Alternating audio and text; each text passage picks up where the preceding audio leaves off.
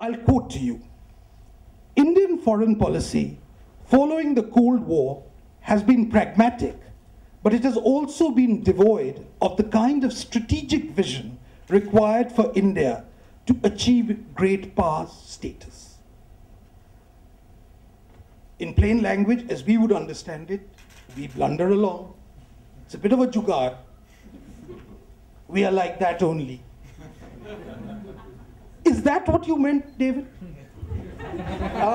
In part, yes, actually. But I say elsewhere in the book, and you may have noticed it, Swapan, that I think actually not having a foreign policy framework or a national security framework, as, say, our American friends often have at any given point in time, works for India in the sense that India's priorities for the moment aren't necessarily foreign. The priorities of India today strike me as overwhelmingly domestic, be they economic or security, and thus devoting a tremendous amount of energy, time, money to security and international security and economic policy probably isn't the best bet for India at this point.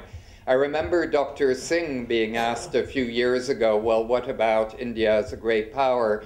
And him answering rather gravely that a country with hundreds of millions of poor shouldn't even be thinking about itself as a great power.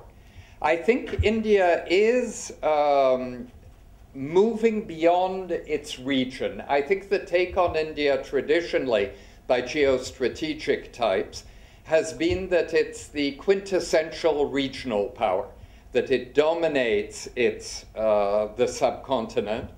And the question has been, and I quote Nick Burns on it in the book, whether India can graduate beyond its region to become a global power.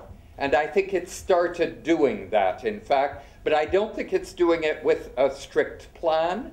I think it's doing it by doing something Indians do brilliantly, by and large, which is improvisation in reaction to opportunities or simply events. Regional affairs of India and Pakistan, in effect, come together in Afghanistan up to a point. In Chinese policy towards Pakistan, we also see certain limits to Pakistani freedom of maneuver. For example, during Kargil, China did not support Pakistan. China said, listen, we need diplomacy to settle this business. This is a bad business. And supported, in effect, American diplomacy to bring it to an end. After 26/11, in the consultations in the Security Council, China made clear that it was very much in favor of a serious Pakistani inquiry at its end into 26/11.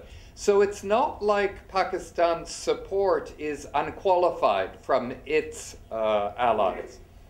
I think where we may see a lot of positioning in years to come has to do with NATO's target date for withdrawal from Afghanistan of 2014, which is actually quite soon by the standards of slow-moving international relations. India has been the firmest friend of President Karzai. The Western countries have criticized President Karzai quite a lot. Indian support has been really the bedrock support he's had.